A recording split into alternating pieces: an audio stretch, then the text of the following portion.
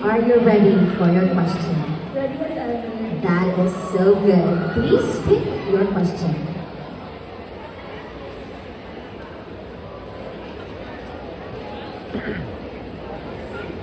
Here it is. In raising children, how can women instill values of equality and respect for all genders? Again, in raising children, how can women instill values of equality and respect for all genders? An example I would set is my mother. My mother has instilled in me the values of a woman who respects people regardless of their gender.